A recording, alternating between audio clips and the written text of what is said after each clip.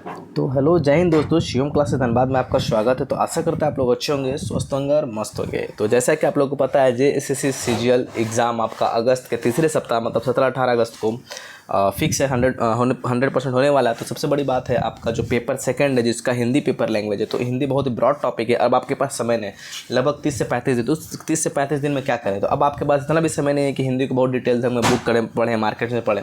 तो आप कुछ ऐसा किया जाए कि आपका पूरा बेसिक आपका रिवाइज भी हो जाए और एग्जाम के पॉइंट ऑफ व्यू से इंपॉर्टेंट क्वेश्चन भी हो जाए। तो मार्केट में बहुत सारे बुक हैं, तो आप कंफ्यूज जाओगे। तो करने के लिए हम लोगों ने क्या लाया, जैसे कि आप लोगों को पता है कि हम लोगों ने 100 क्वेश्चन हिंदी के मिक्स क्वेश्चन को लाए हैं, जिसमें डिटेल आपको एनालिसिस करवाएंगे। 30 दिन तक लगभग आपके 3000 क्वेश्चन हो जाएगा और उस क्वेश्चन से बाहर एक भी आपका क्वेश्चन जाने वाला नहीं है। ठीक है, उसके लिए आपको किसी बुक खरीदने की ज़रूरत भी नहीं पड़ेगी। तो हम लोगों ने ये लाया 100 क्वेश्चन। तो डेली इससे पहले हम लोगों ने एक आपका मॉक करवा दिया 100 क्वेश्चंस का, जिसमें आपके हिंदी के सारे मिक्स उपन्यास हो गए, हिंदी ग्रामर हो गए, जितने भी हिंदी के वो सब एग्जाम के पॉइंट ऑफ व्यू से 100 नंबर। क्योंकि ये मेरिट वाला पेपर है, इसको हल्के मत दो। क्योंकि देखो अभी आपके पास समय नहीं कि बुक पढ़ो, ये पढ़ो, क्या गारंटी कि बुक पढ़ो तो ये क्वेश्चन है। मिक्स क्वेश्चन पढ़ने से फायदा है कि आपका 100% वो क्वेश्चन आने वाले हैं। तो इस चीज़ को हम लोगों ने किया। और बहुत सारे लोगों के पास दिक्कत होगी, बहुत सारे लोग ऐसे भी स्टूडेंट हैं जिनके पास ये PDF नहीं मिल पाएगा। कहाँ से वो बुक खरीदें, कितना बुक खरीदें? तो उनके लिए मैंने सोचा है कि चलो उन बच्चों के लिए बुक ये PDF आपको फ्री में अवेलेबल कराएंगे। बस करना क्या है, तो देखो इस PDF को हम लोगों ने आपके लिए क्या किया, शिवम क्लासेस धनबाद ऐप पूरा फ्री ऑफ कॉस्ट आपका अवेलेबल करा है। बस आपको क्या करना है, हमारे चैनल को सब्सक्राइब करना है, ज़्यादा से ज़्यादा लोगों तक शेयर करो। इतना छोटा सा काम आप कर ही सकते हो। तो इसको कैसे डाउनलोड करना है मैं बता देता हूँ। सबसे पहले आपको जाना है हमारे शिवम क्लासेस धनबाद ऐप पे। ठीक है, शिवम क्लासेस धनबाद ऐप पे आप लोग प्ले स्टोर पे भी जा करके कर सकते हो। जैसे कि मैं दिखाता हूँ, शिवम क्लासेस धनबाद के प्ले स्टोर पे आप लोग खोलना है। यहाँ पे आप लोग सर्च करना है शिवम क्लासेस धनबाद। यहाँ शिवम क्लासेस धनबाद ऐसे सर्च करेंगे, फिर देखिए यहाँ पे आया होगा। ठीक है, ये शिवम क्लासेस धनबाद ऐप है, यहाँ पे आया हुआ है। ठीक है, तो मैंने डाउनलोड कर रखा है, तो आपको दिखा दे। यहाँ पे आया, ये अपडेट मांग रहा है। तो शिवम क्लासेस धनबाद ऐप पे है, तो ऐप ही मैं डायरेक्ट ले चलता हूँ। तो ऐप को देखो, यहाँ मेरे पास ऐप है। तो ऐप को जैसे ही हम लोग किए क्लिक, अब देखो क्या हुआ है। ऐप को खोलोगे तो ऐसे आपको दिखेगा। तो यहाँ पे 3 डॉट दिख रहा होगा, ये वाला 3 डॉट का सेक्शन दिख रहा होगा। ठीक है, अब इस पर क्या करना है आपको, 3 डॉट के सेक्शन पे यहाँ पे क्लिक कर देना है। फिर क्लिक करने के बाद कहाँ जाना है आपको, ये फ्री मटेरियल के सेक्शन में जाना है। ठीक है, तो फ्री मटेरियल के सेक्शन में हम लोग गए। फ्री मटेरियल में जाकर डॉक्यूमेंट्स में देखो, यहाँ पे जैसे CGL पेपर 2 मॉक टेस्ट दिख रहा है आपको।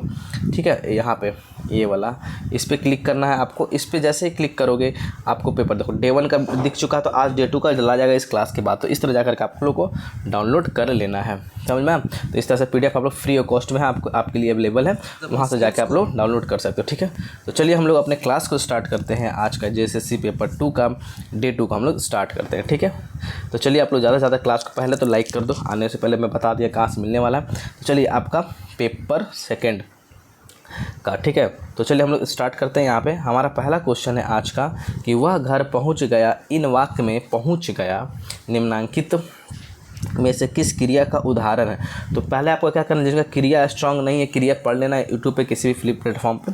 तो क्रिया क्या, तो क्रिया बहुत सारे होता है, सकर्मक क्रिया, अकर्मक क्रिया, फिर उसमें भी बहुत सारे भाग भी हैं, प्रेरणार्थक, पूर्वकालिक। तो इस क्रिया में वह घर पहुंच गया, इस वाक्य में पहुंच गया, तो पहुंच गया कैसे, आपका संयुक्त क्रिया। क्या है, संयुक्त क्रिया। ठीक है, याद रखना है। यहाँ पे 2 क्रियाओं का भाव आ रहा है, तो यहाँ पे क्या होगा, आपका संयुक्त क्रिया हो जाएगा। ठीक है, याद रखना है। चलिए अगला क्वेश्चन क्या है, अगला क्वेश्चन देखते हैं। यहाँ पे है अपभ्रंश शब्द 6ठी शताब्दी में, अपभ्रंश शब्द जो है 6ठी शताब्दी में किसका वाचक बन गया था।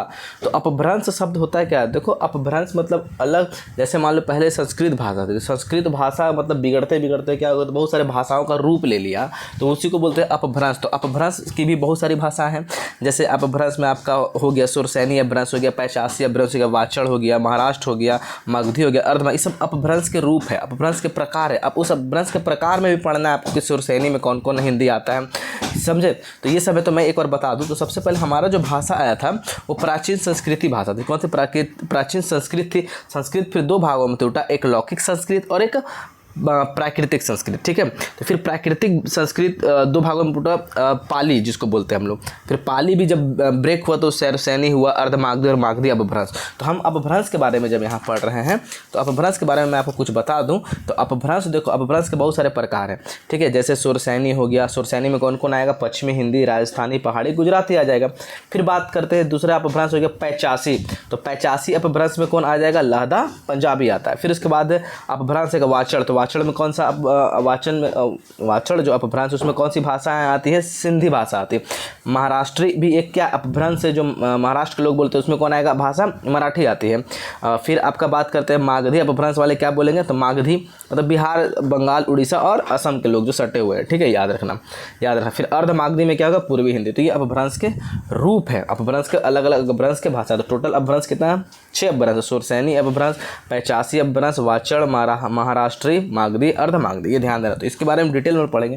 तो अभी देखो क्वेश्चन यहाँ पे क्या दिया हुआ, अपभ्रंश शब्द, क्वेश्चन क्या दिया हुआ आपका, अपभ्रंश शब्द 6ठी शताब्दी में किसका वाचक बन गया था, किसका साहित्यिक भाषा का वाचक बन गया था, ये आपको देना है, ठीक है।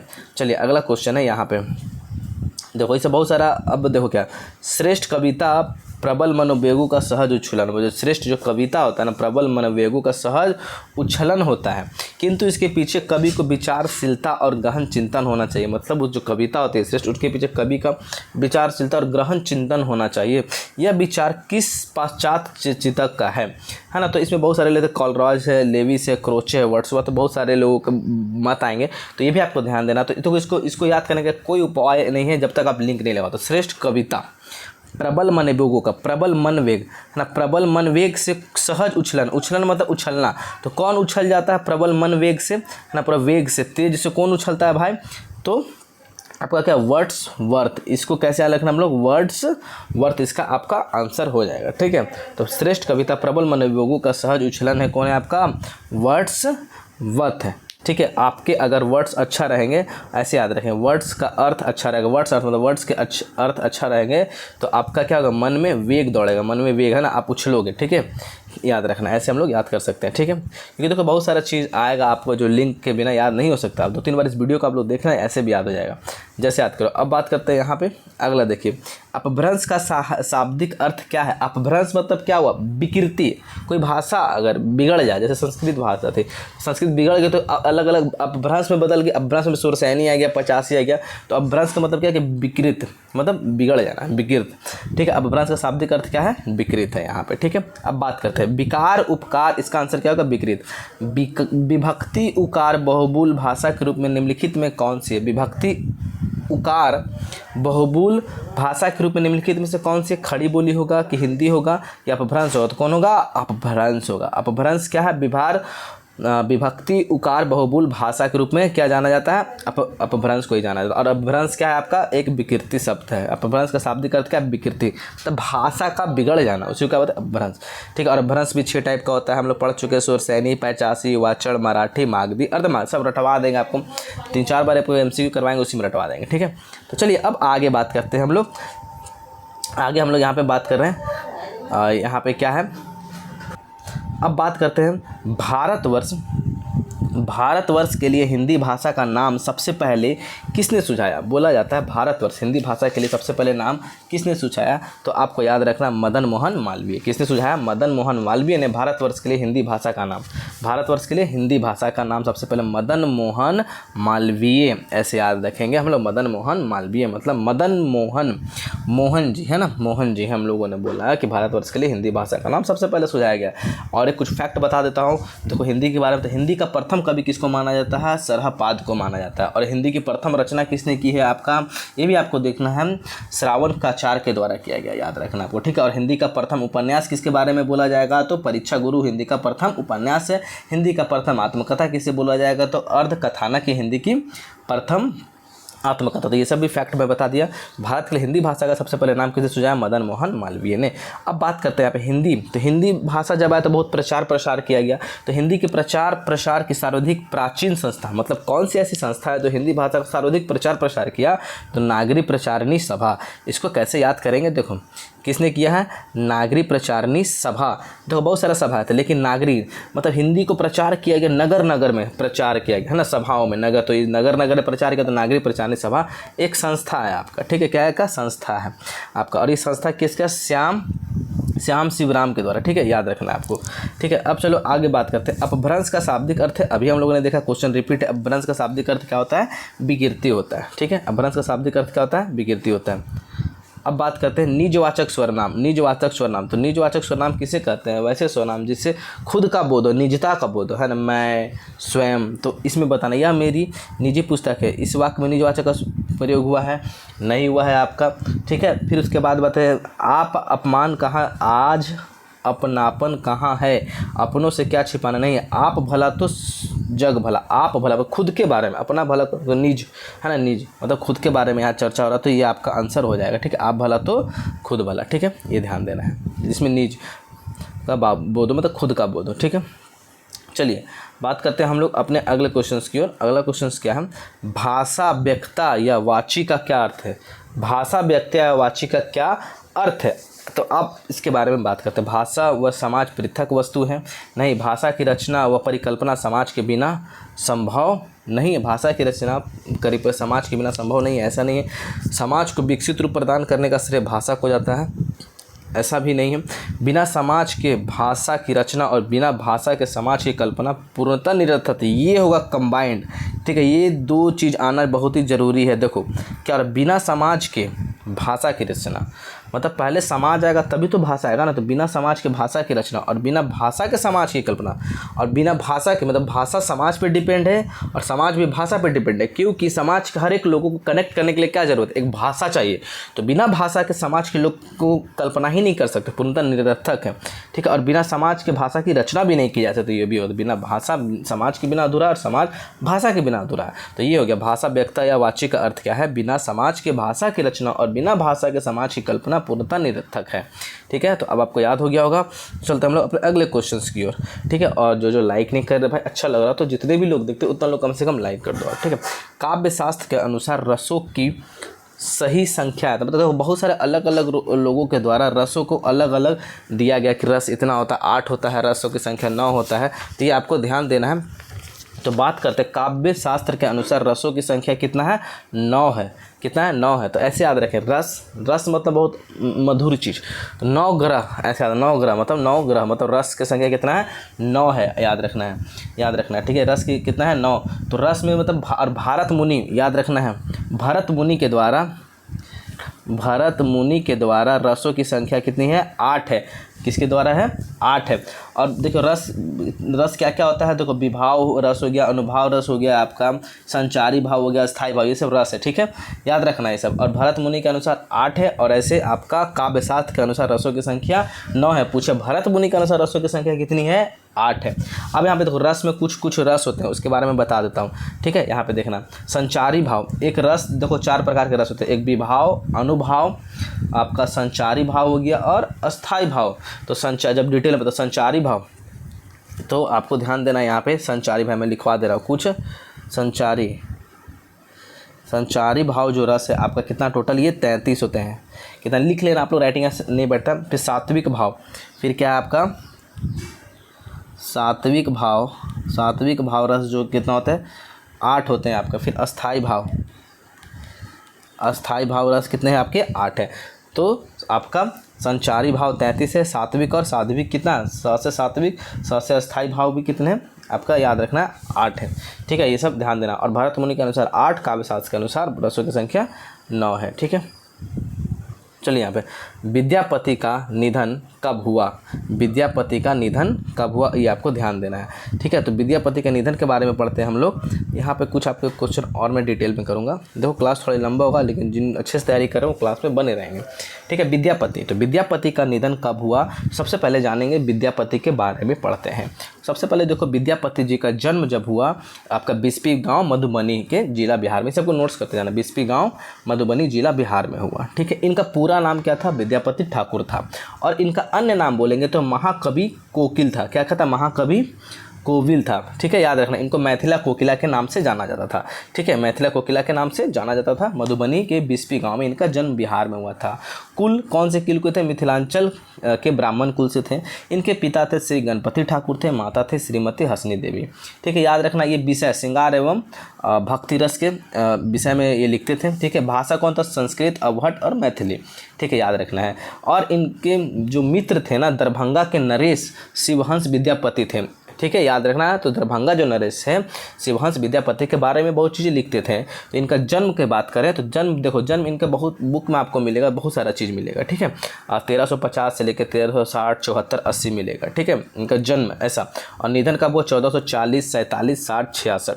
तो 1440 से एबव में हुआ, 1440 से इसका एबव में हुआ। तो 1440, 46, 47, 48। तो हम लोग इसमें 48 बुक के अनुसार देखे जाए तो 48 आप लोग मार सकते हो, क्योंकि विद्यापति का बहुत सारा अलग अलग बुक में अलग अलग दिए गए। तो ऐसे हम लोग पर्टिकुलर मारेंगे तो 1448। ठीक है, और 1350 में इनका जन्म हुआ। तो विद्यापति के बारे में पूरा नाम बता दिया। अच्छा, विद्यापति ने देखो, विद्यापति को सबसे ज़्यादा किस चीज़ के लिए जाना जाता है इनको?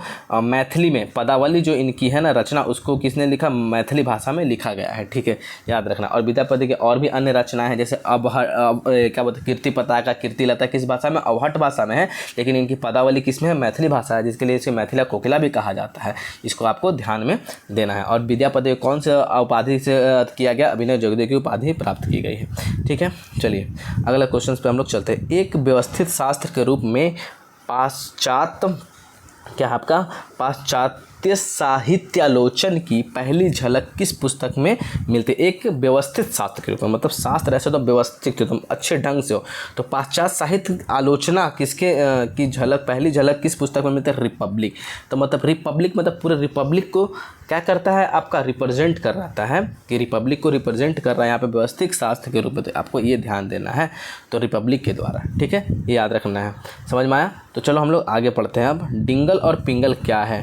देखो, डिंगल और पिंगल क्या है? तो डिंगल और पिंगल क्या है? एक तरह का साहित्य है। क्या है? एक तरह का साहित्य। बहुत सारी साहित्य भाषा जो है डिंगल और पिंगल में लिखा गया है। डिंगल का अन्य नाम क्या होता है? भाट भाषा होता है। और पिंगल का अन्य नाम बोला जाता है तो नाग भाषा होता है। ये आपको ध्यान देना है। डिंगल का अन्य नाम क्या है आपका? भाट भाषा। और पिंगल का अन्य नाम क्या है? नाग भाषा। बहुत सारी चीज़ डिंगल पिंगल में भी लिखी गई है। क्या और क्या है आपका? भाषा है। ठीक है, चलिए अर्नोल्ड और कुछ विदेशी आलोचना था, उसके बारे में पढ़ना है। अर्नोल्ड के अनुसार काव्य का उद्देश्य है, तो अर्नोल्ड के अनुसार काव्य का उद्देश्य क्या होता है? मानवतावाद। क्या होता है? मानवतावाद। अर्नोल्ड है ना, अर्नोल्ड के अनुसार काव्य का उद्देश्य क्या है आपका? मानवतावाद। ये आपको ध्यान देना है। ठीक है, चलिए हम लोग अगला क्वेश्चन बात करते हैं। अगले क्वेश्चन में क्या? प्रिंसिपल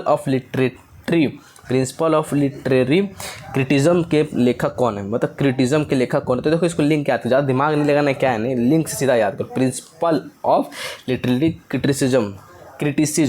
तो आइए रिच लोग जो होते हैं ना, हमेशा अपने से छोटे लोग को क्या करते हैं? क्रिटिज्म करते रहते हैं। क्या करते हैं? क्रिटिज्म करते हैं। क्यों? क्योंकि वो अपने आप को हमेशा प्रिंसिपल समझते हैं। हमारा आपको प्रिंसिपल समझते हैं, हम प्रिंसिपल हैं, तो दूसरे लोगों को क्या करें? क्रिटिज्म करें। है क्योंकि तो याद रखो, कौन लोग? रिच लोग। तो ऐसे रिच से क्रिटिज्म, और अपने आप को प्रिंसिपल समझते हैं। ऐसे आप लोग याद रखना। ठीक है, अभी था मैथ्यू अर्नोल्ड। तो मैथ्यू अर्नोल्ड के अनुसार काव्य शास्त्र कैसा है? मानवतावाद। अर्नोल्ड के अनुसार काव्य का उद्देश्य कैसा है? मानवतावाद। ये ध्यान देना आपको। चलिए अगला क्वेश्चन है, क्वेश्चन नंबर 17 देखते हैं। यहाँ पे 17, 18, 7 में देख लेंगे हम लोग। चलिए, प्रत्येक कवि अनिवार्यता आलोचक भी हुआ करता। प्रत्येक कवि जो होता अनिवार्यता मतलब 100% आलोचक भी हुआ करता है। यह किसका कथन है? तो कवि क्या होता है? कवि के साथ साथ आलोचक भी होते हैं, आलोचना भी करते हैं बुरे चीज़ों को, दूसरा के साहित्य लिखा हुआ। तो कौन कहा था? इलियट। क्या कहा था? इलियट। आप कैसे याद करोगे? आलोचक मतलब आलोचना करना, बुराई करना।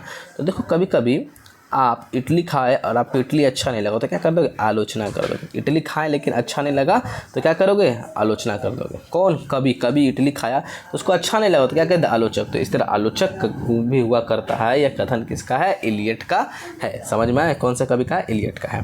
चलिए, साखी का शाब्दिक अर्थ क्या होता है? साखी का शाब्दिक अर्थ होता है कि साक्षी, है ना, साक्षी। जैसे देख, तो विवाह होता तो मैं तुझे अग्नि का साक्षी मान करके, है ना, अग्नि का साक्षी मान करके तुम्हें कभी साथ नहीं छोड़ूंगा। लेकिन एक साल बाद दोनों हस्बैंड वाइफ में लड़ाई हो जाता है और एक साल बाद छोड़ देता है। तो अग्नि बेचारी, तो अग्नि का साक्षी मानना ये झूठा साबित हो गया। तो साक्षी का मतलब क्या हो गया? अग्नि। ठीक है, तो याद रखना साक्षी, मतलब कि साखी का शाब्दिक अर्थ क्या होता है? साक्षी। ठीक है, जिसको मान करके लोग कसम खाते हैं, जैसे कि अग्नि। अब बात करते हैं यहाँ पे, अगला क्वेश्चन हमारा है प्रयोजन मूलक हिंदी का स्वरूप है? प्रयोजन मूलक हिंदी, मतलब प्रयोजन मूलक हिंदी का स्वरूप क्या है? कामकाजी हिंदी। मतलब कामकाजी हिंदी में जो यूज होता है, मतलब कामकाजी हिंदी आपका हो गया, जैसे कि अगर दफ्तर में हो गया, कहीं भी सरकारी ऑफिस में हो गया, तो इस सब में जो कामकाजी हिंदी है ये किसका स्वरूप क्या बोलते हैं? स्वरूप है प्रयोजन मूलक हिंदी का स्वरूप है, मतलब प्रयोजन व्यवस्थित ढंग से, ठीक है, कामकाजी हिंदी का याद रखना है। चलिए बात करते हैं अगला हमारा, विद्यापति किस प्रकार के कवि हैं? तो अभी हम लोग बताएं, डिस्कशन से आपका क्लियर हो जाएगा। विद्यापति भक्त और श्रृंगार के कवि हैं। ये किसके बारे में ज़्यादा लिखते थे? तो दरभंगा नरेश शिवहंस विद्यापति के बारे में लिखते थे। और दरभंगा नरेश शिवहंस विद्यापति की जो पत्नी का नाम क्या था? रानी लक्ष्मीमा देवी थी, ठीक है, याद रखना है। समझ में आया? विद्यापति। चलिए अगला क्वेश्चन, कबीर की। अब देखो कबीर का बहुत सारा, कबीर की साखियाँ किस छंद में लिखी है? तो कबीर की साखियाँ जो है आपका छंद में रचित है, दोहा में। कबीर की साखियाँ किस छंद में रचित है? दोहा में। तो कबीर का दोहा पढ़े हो गया। तो कबीर के बहुत सारा छोटा चौपाई भी होता है, लेकिन कबीर की साखियाँ जो होती है, साखियाँ किस में है? दोहा में रचित है। याद रखना आपको, दोहा में रचित है। साखियाँ किस में है? दोहा में रचित है, ठीक है। कुछ चीज़ आपको डायरेक्ट याद करनी होगी, जहाँ लिंक लगेगा मैं लिंक लगा दूँगा। सूरदास की सर्वाधिक प्रमुख काव्य कृति कौन सी? सूरदास की सर्वाधिक प्रमुख, सबसे ज़्यादा प्रमुख काव्य कृति कौन है?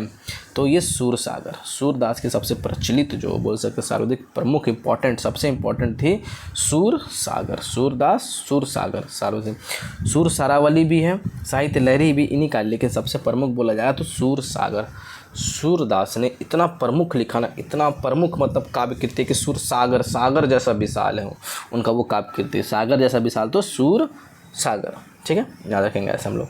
अब बात करते हैं हम लोग इसका, सूरदास किस भाषा के आदि कवि के रूप में मान्य है?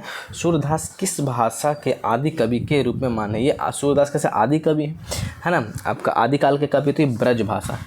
किस में? ब्रज भाषा, याद रखना आपको, किसमें? आपका ब्रज भाषा। अगर सूरदास के बारे में थोड़ा सा बता देता हूँ।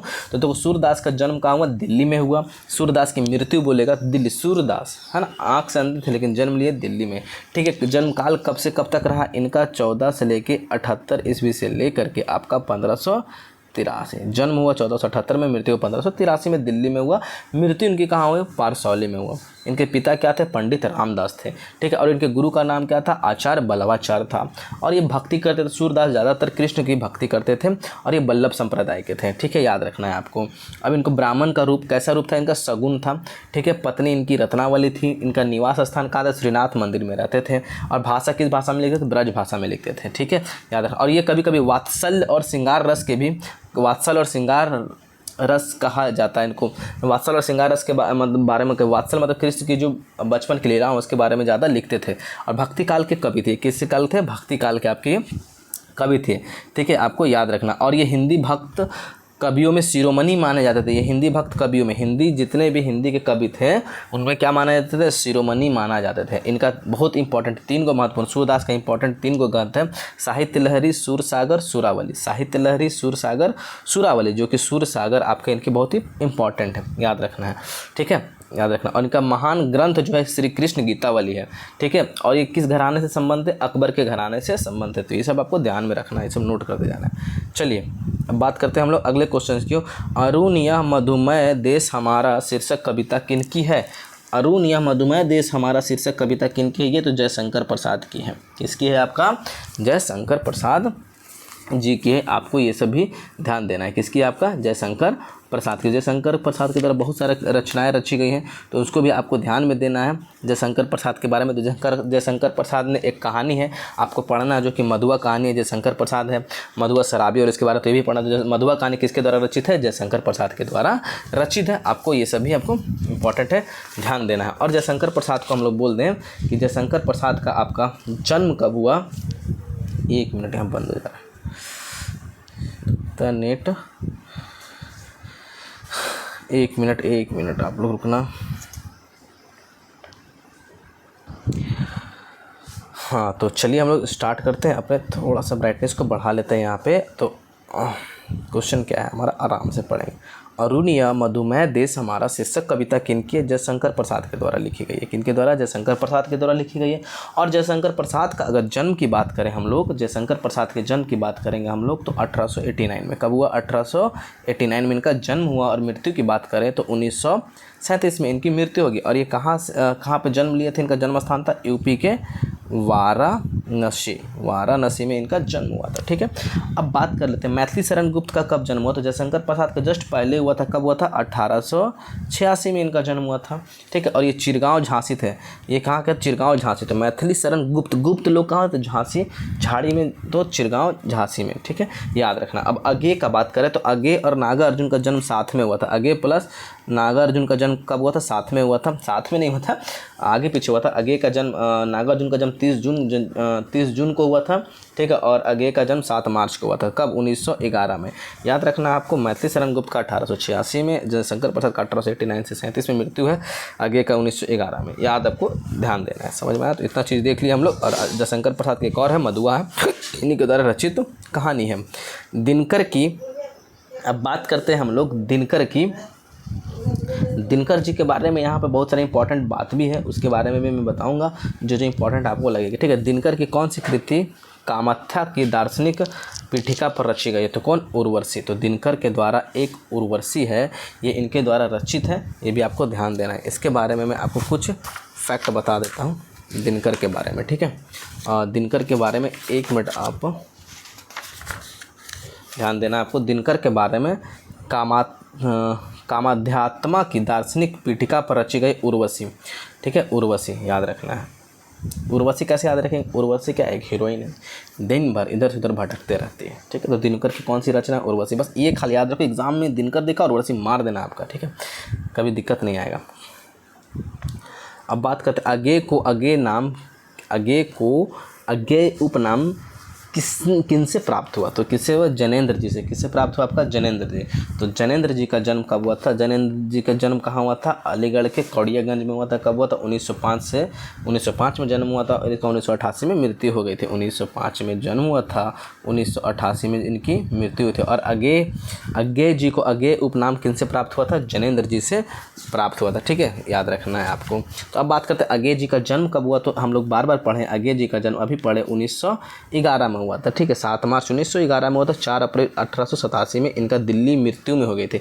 और अगे जी का जन्म स्थान कहाँ? देवरिया के यूपी कुशीनगर में। देवरिया यूपी कुशीनगर में। ठीक है, अच्छा, अगे जी का पूरा नाम अगर बोला जाए सच्चिदानंद हीरानंद वात्स्यायन अगे था। इतना लंबा नाम था। ठीक है, और इनको अगे किनके नाम से किन से प्राप्त हुआ था? आपको जैनेन्द्र जी से। इनके पिता क्या थे? पंडित हीरानंद शास्त्री थे। शिक्षा कुछ मद्रास में, शेष लाहौर में। इनकी कुछ शिक्षा जो मद्रास में, बाकी शेष लाहौर में। मैट्रिक पंजाब से किए थे, याद रखना आपको। इंटर मद्रास में हुआ, BSc लाहौर में। देखो, मैट्रिक कहाँ किया? पंजाब।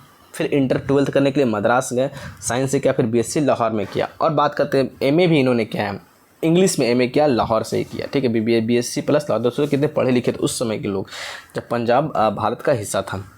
लाहौर स्वतंत्रता संग्राम में कुछ पदें इनकी भी हैं। ठीक है, इनको बहुत सारा पद मिला। 1930 में पहली बार ये भी जेल गए। कौन? अगे जी पहली बार जेल गए। फिर 1936 में 4 साल में रहकर कुछ कृतियों कर रहे थे, जेल में ही रहकर 4 साल तक।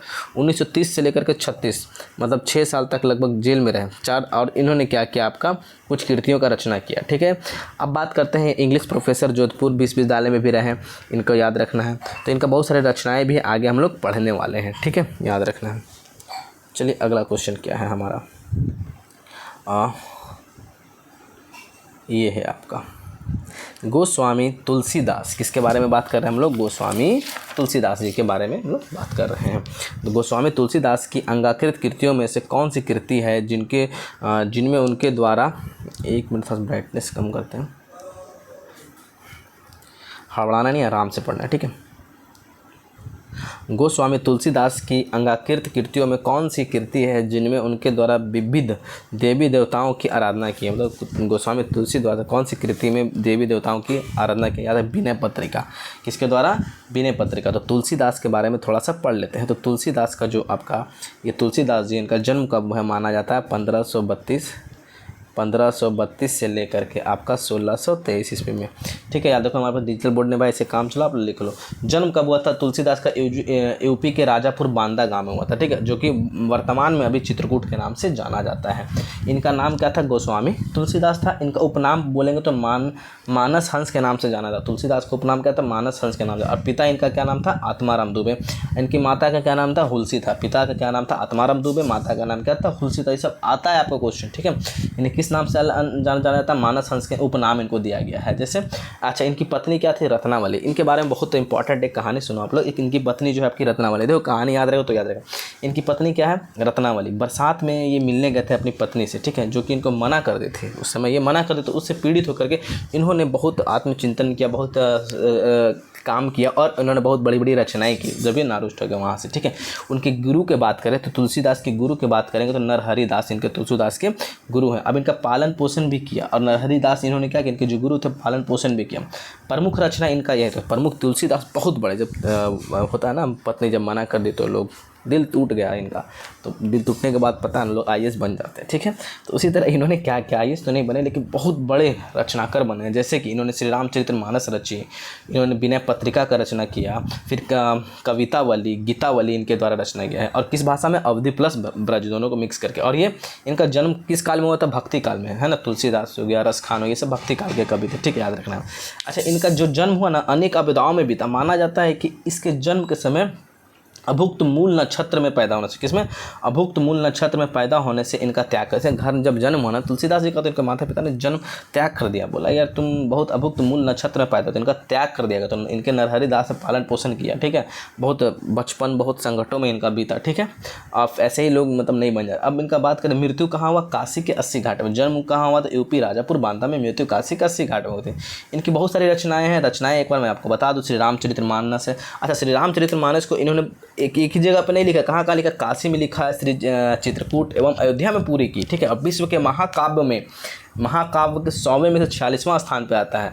याद रखना, इनका जो चित्रकूट श्री रामचरितमानस है, विश्व के अगर 100 टॉप बोला है तो उसमें 46वां स्थान पे ये है, क्योंकि इनको कहाँ रामचरितमानस को पूरा किया? काशी, चित्रकूट एवं अयोध्या में पूरा की। ठीक है, याद रखना है। तो बहुत सारा इनका है। रामचरितमानस हो गया, रामलला नच्छू हो गया, बरखाई रामायण हो गया, पार्वती मंगल हो गया, गीतावली हो गया, वैराग्य संपादन, विनय पत्रिका हो गया। तो इसे इंपॉर्टेंट है। तो विनय पत्रिका में क्या है? देवी देवताओं के बारे में इन्होंने लिखा है। ठीक है, चलिए इतना पढ़ लिया तुलसीदास के बारे में। अब दोबारा आएगा आपको पढ़ने की जरूरत नहीं। तो सब तो तुलसीदास का, लेकिन विनय पत्रिका में देवी देवताओं के बारे में कहा गया है। जानकी मंगल में हनुमान मगर, रामलला में राम भगवान के बारे में। ठीक है, नाम में ही छुपा हुआ बहुत कुछ। देखो बिहारी लाल के, अब बात करते हैं हम लोग बिहारी लाल के। ठीक है, तो बिहारी लाल के कितने दोहे सतसई में संगर हैं? बिहारी लाल के लगभग 713। कितने?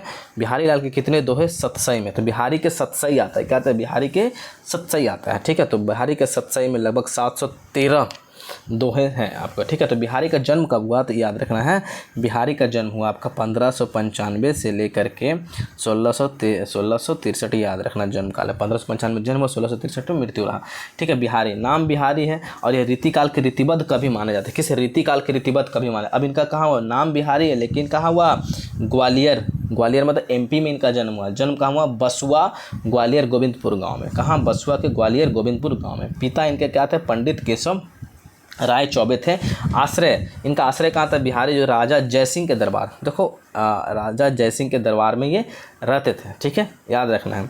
अब बिहारी राजा जयसिंह के बारे में कहते थे, उनको खुश करते थे। बिहारी लाल जहांगीर और शाहजहां के कृपा पात्र भी रहे। उस समय शाहजहां और समकालीन थे, तो जहांगीर के कृपा पात्र भी, ज़्यादातर राजा जयसिंह के बारे में ही लिखते थे। रचना किस विषय में करते थे? श्रृंगार भक्ति के भी रचना करते थे। ठीक है, श्रृंगार और भक्ति, जैसा कि आपका तुलसीदास ये सब थे।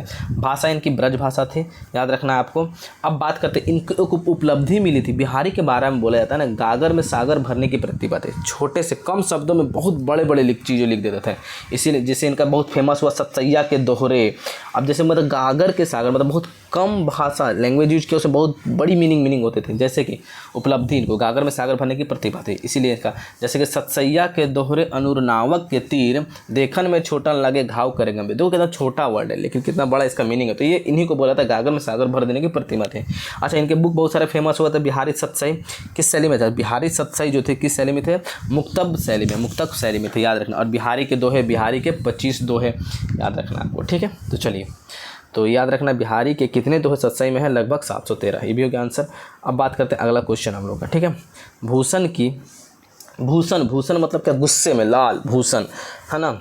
तो भूषण के रौद्र रूप कैसे थे, कभी याद है वीर रस में लिखते थे। भूषण की सुप्रसिद्ध काव्य कृति कौन सी है, भूषण उल्लास, भूषण हजारा, शिवाजी बानी। तो कौन, शिवा बावनी। तो ये शिवाजी के दरबार में रहता, तो शिवाजी के बारे में बोला करते थे बहुत ज़्यादा, ठीक है। तो ये याद रखना है आपको। तो भूषण का जन्म कब हुआ, सबसे पहले हम लोग देते हैं इनका भूषण का जन्म कब हुआ। तो भूषण का जन्म तिकवारपुर कानपुर में हुआ, तिकवारपुर कानपुर में हुआ था। इनके पिता कौन थे, रत्नाकर त्रिपाठी थे। भूषण जी के पिता कौन थे, रत्नाकर त्रिपाठी थे। इनका जन्म का जो काल था, जन्म और मृत्यु काल 1613 से लेकर के 1715 ईस्वी हम लोग बोल सकते हैं। अच्छा, इनका जो शिवाजी तथा छत्रसाल के वीरतापूर्ण कार्यों का वर्णन करते, शिवाजी तथा छत्रसाल के दरबार में रहते थे, उनके जो वीरतापूर्ण कार्य थे उनके बारे में चाहते थे। और उनकी सुप्रसिद्ध कविता कौन थे, शिवा बापनी थी, याद रखना। और इनका भाषा ब्रज भाषा में लिखते थे, जिसमें अरबी, फारसी, तुर्की, बुंदेलखंडी और खड़ी बोली के शब्द भी मिले जुले थे, मिला जुला करके। और शैली कैसा था, ये न श्रृंगार रस के शैली में थे, न ही वीर क्या बोलते, श्रृंगार रस हो गया आपका, और नहीं क्या बोलते ध्यान में नहीं आ रहा। तो वो श्रृंगार रस में नहीं लिखते थे, किस रस थे, वीर रस के थे, ठीक है। और इनका ग्रंथ क्या क्या था, इंपॉर्टेंट याद रखना। शिवराज भूषण हो गया, शिव बापनी हो गया, शिव उल्लास हो गया, छत्रसाल दस्ते हो गया, भूषण हजारा हो गया, दूषण उल्लास, ये सब है। लेकिन सुप्रसिद्ध काव्य कृति कौन सा, शिव बापनी माना जाता है। इसका option number B is the right answer, ठीक है। चलिए अब भूषण की प्रसिद्ध कैसे कवि के रूप में जाना है, तो सिंगारी कवि, करुण रस के कवि, वीर रस। देखिए अभी डिटेल किए वीर रस के कवि, कौन से कवि, वीर रस के कवि। जन्म कहाँ हुआ, तिकवारपुर कानपुर में हुआ। पिता क्या नाम था, रत्नाकर त्रिपाठी थे। शिवाजी तथा छत्रसाल के वीरतापूर्ण कार्यों का वर्णन किया इन्होंने। अब चलिए नाटक में चले। ध्रुव सामनी किसका पुत्र था, तो ध्रुव सामनी जो था लिच्छवी राजा की, ध्रुव सामनी किसकी पुत्री थी, लिच्छवी की राजा की पुत्री थे ध्रुव सामनी जो नाटक है लिच्छवी राजा की पुत्री। अब बात करते हैं ध्रुव सामनी, जो ये आपका नाटक हुआ, ध्रुव सामनी नाटक किसके द्वारा दिया गया था, जयशंकर प्रसाद। तो हम इस जो पेपर 2 हिंदी में आएगा, तो जयशंकर प्रसाद का नाटक पढ़ना है 2 को। जयशंकर प्रसाद का नाटक ध्रुव सामनी हो गया, और जयशंकर प्रसाद की कहानी की बात करें तो मधुआ हो गया। मधुआ शराबी और बच्चे की कहानी है। जयशंकर प्रसाद ध्रुव सामनी, जिसमें रामगुप्त रहता है, बहुत ही मतलब कमज़ोर शासक रहता है, वो अपनी पत्नी को आगे कर देता है, ध्रुव सामनी को आगे कर देता है, लड़ नहीं पाता है, ये सब होता है। कोमा उसकी बहन रहती है, ये सब सकराज है उसका कैरेक्टर है, ठीक है। तो ध्रुव सामनी जो थी किसकी थी, लिच्छवी राजा की पत्नी थी, याद रखना है। समझ में आ गया। यहाँ पर किसके द्वारा लिखा गया है, जयशंकर प्रसाद के द्वारा लिखा गया है। अब देखिए यहाँ पे क्या बोला गया, देखो इससे रिलेटेड क्वेश्चन आएगा। किस आचार्य ने ध्रुव सामनी नाटक को प्रसाद को एक नवीन प्रयोग माना, किस आचार्य ने ध्रुव सामनी नाटक को प्रसाद का एक, मतलब किसका, जयशंकर प्रसाद का ही एक नवीन प्रयोग माना, मतलब नया प्रयोग माना है। किसने मांगा है, तो आचार्य नंद दुलारे वाजपेयी ने। आचार्य नंद दुलारे बोला ये ध्रुव सामनी जो नाटक है ना, बड़ा अच्छा नवीन प्रयोग, नया प्रयोग आप लोगों ने करके दिखाया। तो आचार्य नंद दुलारे वाजपेयी ने, ठीक है, याद रखना। अब बात करते हैं आगे का क्वेश्चन है, अपनी काव्य यात्रा में भारतेंदु हरिश्चंद्र। देखो काव्य यात्रा, भारतेंदु काव्य यात्रा में थे, ठीक है, काव्य लिख रहे थे। तो भारतेंदु हरिश्चंद्र कैसे कवि हैं, तीनों कवि हैं, कृष्ण भक्त भी हैं, रीति सिद्धि भी है, राष्ट्र कवि। भारतेंदु हरिश्चंद्र जो है बहुत टैलेंट थे इनमें। तो काव्य यात्रा में भारतेंदु कैसे कवि हैं, आपके कवि भक्त, कृष्ण भक्त भी है, राष्ट्र कवि है, और रीति सिद्धि, तीनों हैं। ऑप्शन नंबर इसका D is the right answer हो जाएगा, ठीक है। ये आपको ध्यान देना है यहाँ पे, समझ में आया। चलिए अगला क्वेश्चन क्या है, तो अगला क्वेश्चन का आंसर जल्दी बताइए आप लोग भी आंसर करते जाना, ठीक है, देखना कितना सही होता है। चंद्रहास मैथिली शरण गुप्त का क्या है, चंद्रहास मैथिली शरण गुप्त का क्या है, तो मैथिली शरण गुप्त के द्वारा भी बहुत सारी रचनाएं रची गई हैं। मैथिली शरण गुप्त के द्वारा बहुत सारी रचनाएं रची गई हैं। तो मैथिली शरण में जो चंद्रहास जो है, इनकी क्या है, नाटक है। चंद्रहास क्या है, इनकी नाटक है। जो नाटक हमको पढ़ना है, नाटक हमको देखो, हम लोग हिंदी में नाटक तीनों को पढ़ना है। नाटक में कौन कौन पढ़ना है, भारत दुर्दशा पढ़ना, जो किसके द्वारा रचित है, भारतेंदु हरिश्चंद्र के द्वारा रचित है, नाम में छुपा हुआ है। फिर ध्रुव सामनी नाटक के बारे में पढ़ना है, किसके द्वारा रचित है, जयशंकर प्रसाद के द्वारा रचित है। आधे अधूरे नाटक पढ़ना है, किसके द्वारा रचित है, मोहन राकेश के द्वारा रचित है। तो ये सब में बता दें किसके द्वारा कौन रचित है। तो चंद्रहास मैथिली शरण गुप्त का क्या एक नाटक है, क्या है, मैथिली शरण गुप्त का एक नाटक है। मैथिली शरण गुप्त क्या करते हैं, हमेशा नाटक करते हैं, क्या करते हैं, नाटक करते हैं, है ना, याद रखना। हम अब बात करते हैं यहाँ पे मैथिली शरण गुप्त के बारे में। तो मैथिली शरण गुप्त का गांव कहाँ हुआ, 1886 में। अच्छा, किसका कहाँ पर रखे हैं, झांसी में। झांसी गुप्त हो जाता है लोग, झांसी, तो झांसी यूपी के चिरगांव झांसी में, ये आपको ध्यान देना है। बांधो न इस नाव ठाठ किसकी कविता है? निराला के द्वारा। किसकी कविता है आपका? निराला के द्वारा इसकी रचित कविता है ना, याद रखना, निराला के द्वारा।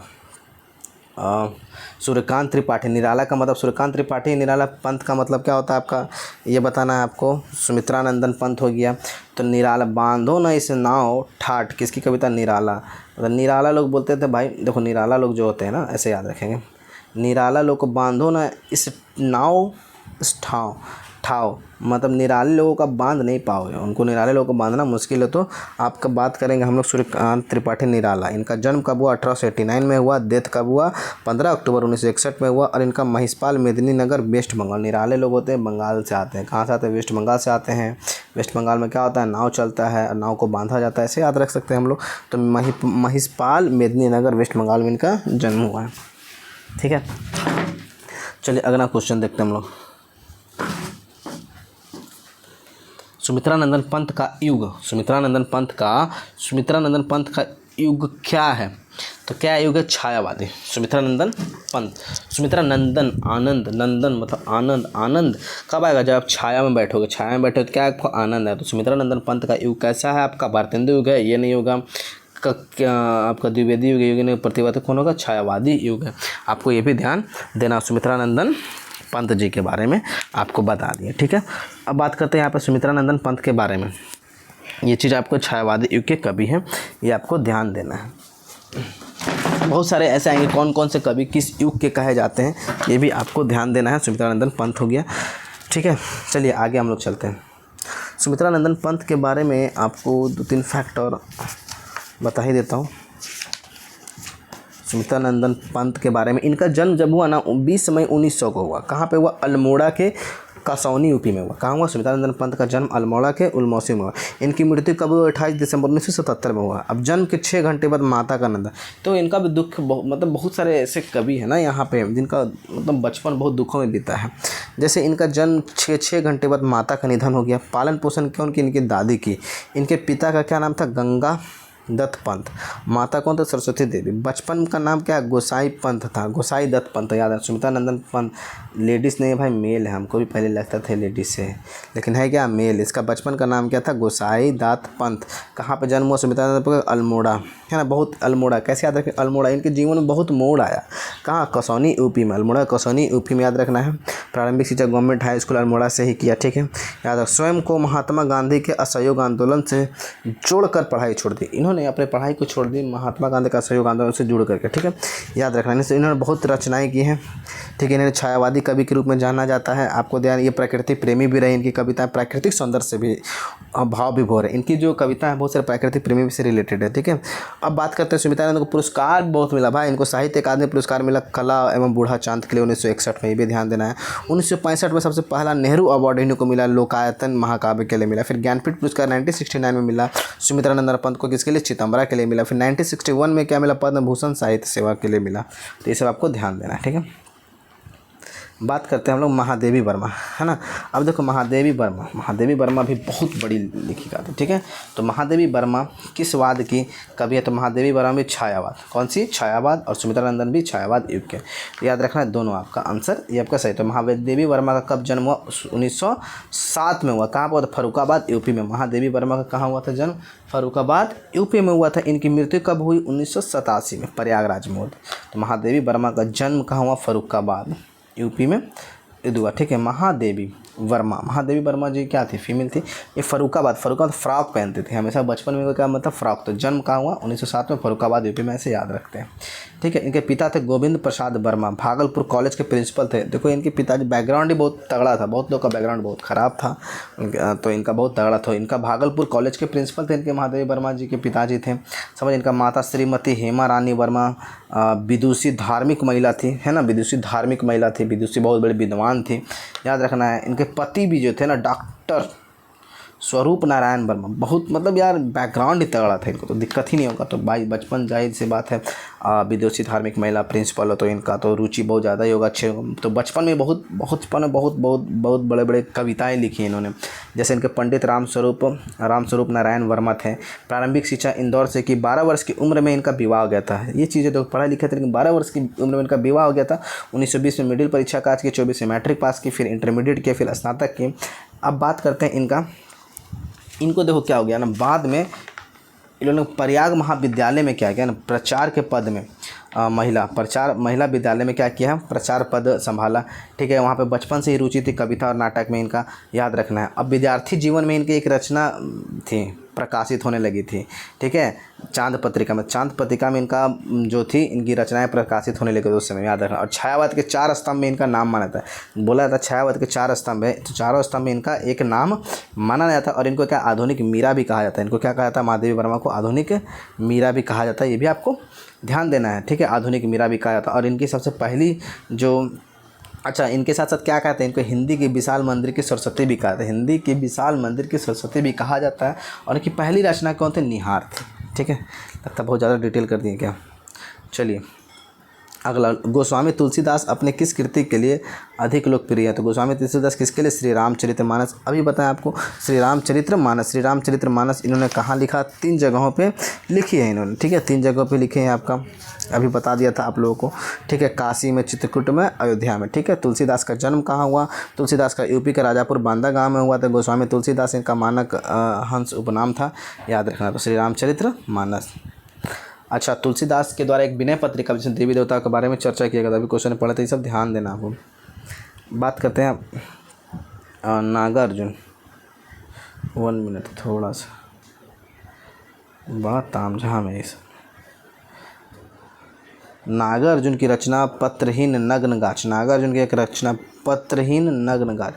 पत्रहीन, पत्ता ही नहीं, गाछ नंगा हो गया, नग्नहीन गाछ। तो इनके लिए इनको साहित्य मिला था, याद रखना है। इनके लिए इसको साहित्य नागाहीन पत्रहीन गाछ के लिए इनको साहित्य अकादमी पुरस्कार मिला 1938 में। तो नागार्जुन की रचना पत्रहीन नग्न गाछ किस भाषा में है, तो मैथिली भाषा में। किस भाषा में, आपका मैथिली भाषा में। बहुत ही इंपॉर्टेंट क्वेश्चन है आपका, याद रखना है, मैथिली भाषा में है आपका। ठीक है, कौन सी भाषा में, आपका मैथिली भाषा में है। मैथिली भाषा में कौन थे लिखते थे, विद्यापति लिखते थे, याद है, विद्यापति की पदावली भी किस भाषा में थी, विद्यापति की पदावली आपका भी मैथिली भाषा में ही थी, याद रखना है ये भी।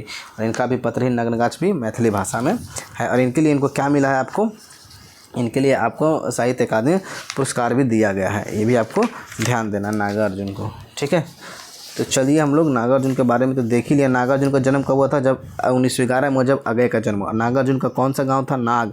तो नाग से क्या, सतलखा मधुबनी से, 7 लाख मधुबनी। ठीक है, वहाँ से बिलोंग करते थे। ठीक है, तो मधुबनी से मित्र।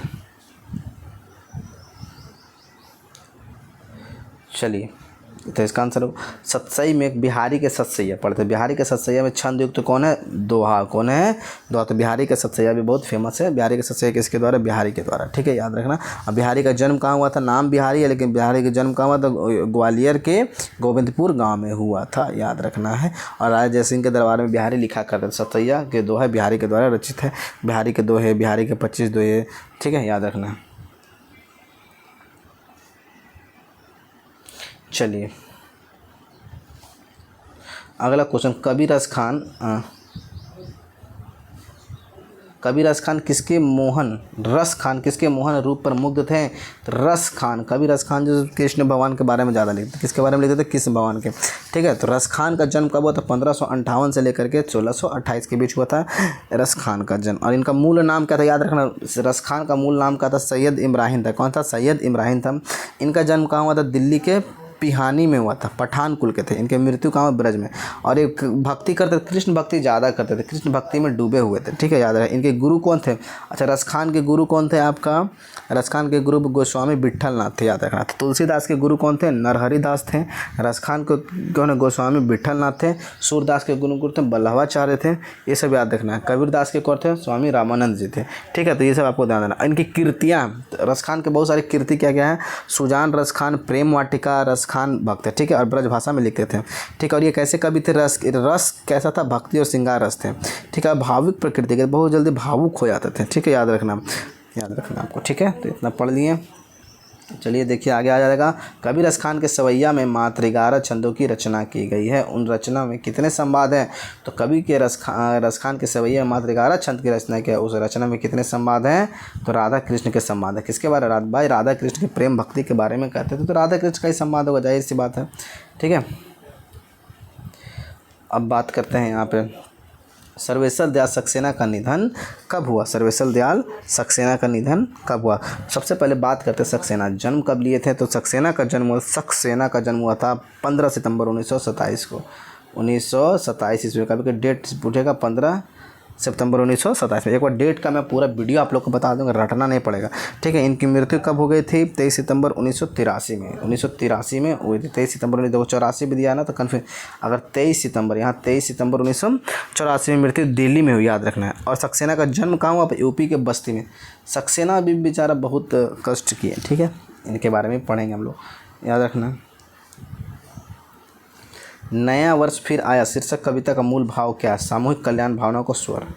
नया वर्ष फिर आया, ये शीर्षक कविता का मूल भाव, ये जो कविता का शीर्षक, इसका मूल भाव, मेन भाव क्या है? तो सामूहिक कल्याण भावना को स्वर। सामूहिक कल्याण, नया वर्ष आया तो सामूहिक सभी लोगों का कल्याण, सामूहिक कल्याण भावना को स्वर, ठीक है। चलिए, धूमिल ने ITI किया था, याद? धूमिल किस विभाग के अनुदेशक के पद पे थे? तो धूमिल विद्युत विभाग। किसके थे? धूमिल विद्युत विभाग, याद रखना। देखो बहुत सारे लोग हैं, अच्छा धूमिल ITI भी किए थे, बहुत सारे लोगों को याद भी होना चाहिए कि धूमिल क्या किए थे आपका? ITI भी किए थे। और ITI कौन से ट्रेड से किए थे? इलेक्ट्रीशियन ट्रेड से किया था इन्होंने, धूमिल, ठीक है। मैथिली शरण गुप्त हो गया, महादेवी वर्मा, इसके बारे में हम लोग देख लें। धूमिल के बारे में भी हम लोग चर्चा कर लेंगे, ठीक है। धूमिल अनुदेशक के पद पर विद्युत विभाग में थे, याद रखना। देखो धूमिल की असमय मृत्यु में किस बीमारी से हुई? तो धूमिल के असमय मृत्यु किसको? तो ब्रेन ट्यूमर से हो गई, याद रखना। किससे हो गई? ब्रेन ट्यूमर से हो गई, ठीक है। चलिए अगला क्वेश्चन। गोदान उपन्यास में होरी का गांव का क्या नाम था? होरी का गांव का नाम क्या था? बेलारी गांव था, याद रखना। होरी गांव का नाम बेलारी था। और बेलारी से सेमरी गांव का दूरी कितना था? 5 मील। कितनी दूरी थी? 5 मील दूरी। सेमरी गांव में कौन रहता? अमरपाल राय सिंह रहता था, ठीक है। अमरपाल राय सिंह रहता था, जिसका एक मीनाक्षी बेटी थी, और रुद्रपाल क्या था? रुद्रपाल उसका बेटा था, जिसमें इन्होंने अपने बेटा के शादी में 10,000 रुपये से खर्चा कर उड़ा दिए थे, ठीक है, याद रखना। अब बात करते हैं गोदान में ग्रामीण जीवन तथा नागरीय जीवन दोनों कथाओं को जोड़ने सेतु का कार्य किस पात्र ने किया है? तो किस पात्र के? राय अमरपाल सिंह ने किया। किसने किया है? राय अमरपाल सिंह ने किया, ग्रामीण और नगरीय जीवन का। ये कहाँ रहते थे? सेमरी में रहते थे। और होरी कहाँ रहता था? बेलारी में रहता था। दोनों गाँव के बीच की दूरी कितना था? 15 साल। होरी क्या था? होरी आपका गोदान में, होरी आपका जो था 40 साल का एक कृषक था बेचारा। उसको गाय लेने की बहुत ही इच्छा थी, गाय ले भी लेता, मर जाता, उसको बोलता है जीते जी तो गाय नहीं पाल पाया, लेकिन मरते दम तक उसको गाय को दान करना पड़ता है। तो इस पर एक कहानी था, ठीक है। और उस गाय को कौन मार देता? उसका ही भाई जो है होरी है, जो कि क्या बोलते हैं, हीरा है, जो वो मार देता है, ठीक है। तो ये भी है, पढ़ना है आप लोग को डिटेल में, ठीक है। चलिए 2003 में उसकी किस औपन्यासिक कृति के लिए साहित्य अकादमी पुरस्कार सम्मानित किया गया? 2003 में उनकी किसके लिए? कितने पाकिस्तान, किसके लिए? कितने पाकिस्तान के लिए, याद रखना है, ठीक है। चलिए अगला क्वेश्चन क्या है आप लोग का? अगला क्वेश्चन स्क्रीन पर। निम्नलिखित में से कौन सी कहानी कमलेश्वर द्वारा लिखित है? कमलेश्वर द्वारा कौन है? प्रतिपर कथा, याद है। कमलेश्वर द्वारा कौन है? प्रतिपर कथा और रेणु, कमलेश्वर के द्वारा ये लिखी गई है कविता है, समझ में आया ना। तो कमलेश्वर के द्वारा कौन कौन लिखा गया है? तो कमलेश्वर के द्वारा एक और कहानी लिखी गई है आपका, याद रखना आपको, दिल्ली में एक मौत, फिर प्रतिपरी कथा, ठीक है। कमलेश्वर की हम लोग को जो बुक में कहानी पढ़नी है वो क्या पढ़नी है? दिल्ली में एक मौत, ठीक है, दिल्ली में एक मौत। और इसमें दिया हुआ है और कहानी, ये जो हमको नहीं पढ़ना, प्रतिपरी कथा, सॉरी कमलेश्वर निम्नलिखित में से कौन सी कहानी कमलेश्वर द्वारा लिखित नहीं है? तो कमलेश्वर द्वारा लिखित नहीं है, प्रतिपरी कथा कमलेश्वर के द्वारा लिखी नहीं है। किसके द्वारा लिखी है? रेणु के द्वारा लिखे गए। तो कमलेश्वर के 3 कविता लिखे, नीली झील, नागमणि, कस्बे का आदमी। और कमलेश्वर के द्वारा हम लोग को जो पढ़ना है, दिल्ली में एक मौत, कमलेश्वर के द्वारा लिखा गया, उसको हम लोग को पढ़ना है। ठीक है। तो कमलेश्वर जी का जन्म कब हुआ ये आप लोग कमेंट बॉक्स में बताओ, मैं बता देता हूँ, आप लोग तो बताओ नहीं। कमलेश्वर का जन्म हुआ 6 जनवरी 1932 को हुआ। कहाँ हुआ? मैनपुरी यूपी में हुआ। कहाँ पर? मैनपुरी यूपी में हुआ। गोदान उपन्यास में कितने अध्याय हैं? गोदान उपन्यास में आपके 36 अध्याय हैं। ठीक है। चलिए, राग दरबारी उपन्यास में किसके बीच खींचतानी को दिखाया गया है? राग दरबारी, तो राग दरबारी में आदर्शवाद और यथार्थवाद के बीच खींचतान को दिखाया गया है, याद रखना है। ठीक है। राग दरबारी उपन्यास में लेखक ने किसकी व्यंग्यात्मक प्रस्तुति की है? तो किसके? भारतीय राग दरबारी में। किसके बारे में? राग दरबारी आपका इसमें किसके बारे में किया गया है आपका? राग दरबारी, सबसे पहले राग दरबारी क्या है? एक राग दरबारी उपन्यास है। तो राग दरबारी उपन्यास किसके द्वारा लिखा गया है आपका? श्रीलाल शुक्ल के द्वारा लिखा गया है, जिसमें आपका भारतीय व्यवस्था की प्रस्तुति की गई है। ठीक है, याद रखना है आपको। बात करते हैं राग दरबारी उपन्यास के आधार पर बताएं कि शिवपालगंज। राग दरबारी बहुत बड़ा उपन्यास, बहुत ज़्यादा कैरेक्टर। तो राग दरबारी उपन्यास के आधार पर बताएं कि शिवपालगंज में कितने थाने थे? शिवपालगंज में क्या थे? 1 थाने थे। श्रीलाल शुक्ल के द्वारा लिखा गया राग दरबार। ठीक है। अब बात करते हैं अगला क्वेश्चन, मधुआ किस भावना से होत-प्रोत कहानी है? तो मधुआ आपका है बी और सी, यथार्थ प्रधान और सामाजिक मुद्रा प्रधान है। शराबी और उस बच्चे के बारे में, तो शराबी के हृदय परिवर्तन के बारे में ये कहानी है आपका। ठीक है। चलिए अगला क्वेश्चन, किसने कहा था क्या रे मधुआ अब तू कहाँ जाएगा? किसने कहा था? शराबी बोला भैया तू कहाँ जाएगा अब। शराबी मधुआ को देखता है रोते हुए, सिसकते हुए, देख रेलवे फाटक के पास, उसको ले करके आ जाता है। अब बेचारा को टेंशन हो जाता है कि अब इसको लेकर का पालन पोषण करना हो, तो उसी से पूछता है क्या रे मधुआ अब तू कहाँ जाएगा? कौन पूछता है? शराबू। ठीक है, कौन पूछता है? शराबी। ठीक है। मेजर नेगी के साथ लतिका का परिचय कहाँ हुआ था? तो क्लब मेजर नेगी के साथ लतिका क्या थी? वार्डन थी हॉस्टल की। कहाँ पे हुआ था? क्लब में। लतिका भी यार बहुत मतलब फेमस कैरेक्टर है, इसमें पढ़ना है आपको। ठीक है। कमरुद्दीन तो क्या था? लतिका के वार्डन कॉलेज का नौकर था। कहाँ था? हॉस्टल का सेवक था। हॉस्टल का क्या था? सेवक था, लेकिन अपने आप को मालिक समझता था। ठीक ना। प्रस्तुत कहानी में लतिका और डॉक्टर मुखर्जी के बीच संबंध को लेकर किसके द्वारा शंका व्यक्त हुई? तो फादर एडमंड। किसके द्वारा? Father Edmund. तो प्रस्तुत कहानी में लतिका और डॉक्टर मुखर्जी के बीच संबंध को लेकर, डॉक्टर मुखर्जी और लतिका के बीच संबंध को लेकर किसके द्वारा शंका व्यक्त की गई थी? फादर एडमंड के द्वारा की गई थी। ठीक है। चलिए अगला क्वेश्चन, स्वर्गीय निर्मल वर्मा को उनके साहित्य योगदान के लिए निम्नलिखित में से कौन सा पुरस्कार प्रदान नहीं किया गया? तो कौन सा पुरस्कार प्रदान नहीं किया गया किसको? निर्मल वर्मा को। ठीक है। तो पुरस्कार वाला इंपॉर्टेंट है आपका, निर्मल वर्मा के द्वारा क्या क्या लिया गया है, नहीं लिया गया है, तो बहुत सारा है। सुमित्रा नंदन पत्र को कौन सा दिया गया, महादेवी वर्मा को कौन सा दिया गया, निर्मल वर्मा को कौन कौन सा दिया गया, ये सब आपको ध्यान में देना है। ठीक है। तो निर्मल वर्मा की जब हम बात करते हैं, 1 मिनट आप थोड़ा सा रुक जाना। निर्मल वर्मा के बारे में यहाँ पे इनको कौन सा पुरस्कार प्रदान नहीं किया गया? तो भारत रत्न नहीं मिला। भारत रत्न को छोड़ के इन सभी पुरस्कार से इनको क्या क्या है? सम्मानित किया गया। मूर्ति देवी पुरस्कार, राम मनोहर लोहिया अतिविशिष्ट सम्मान और साहित्य अकादमी पुरस्कार से दिया गया। ठीक है। चलिए अगला क्वेश्चन, कमलेश्वर निम्नलिखित में से कमलेश्वर के द्वारा क्या लिखा गया आपका? दिल्ली में एक मौत, कमलेश्वर के द्वारा लिखा गया है। ठीक है।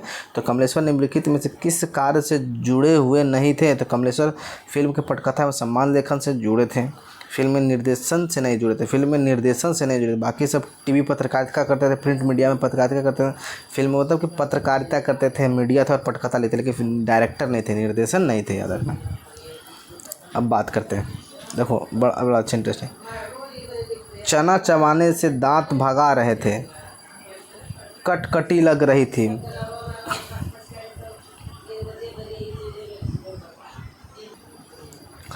चलिए अगला जो हमारा क्वेश्चन है, चना चबाने से दांत भाग रहे थे, कटकट लग रही थी, पराठे वाले के यहाँ पहुँचा, धीरे धीरे खाता रहा और अपने को सेकता भी रहा। उपरोक्त पंक्तियाँ जयशंकर प्रसाद की किस कृति? तो जयशंकर प्रसाद की मधुआ कहानी में ये लिखित है। ठीक है। मधुआ बच्चा हुआ का। ठीक है। मधुआ किसके द्वारा है आपका? जयशंकर प्रसाद के द्वारा कहानी है मधुआ, याद रखना है। मधुआ कहानी में किसने कहा मौज बहार की एक घड़ी एक लंबे दुखपूर्ण जीवन से अच्छी है, उसकी खुमारी में रूखे दिन काट लिए जाते हैं। तो किसके द्वारा, किसके का, शराबी के द्वारा। किसने कहा आपको, शराबी ने ये स्टेटमेंट कहा। शराबी सरदार जी को क्या करता है, कहानी सुनाता है।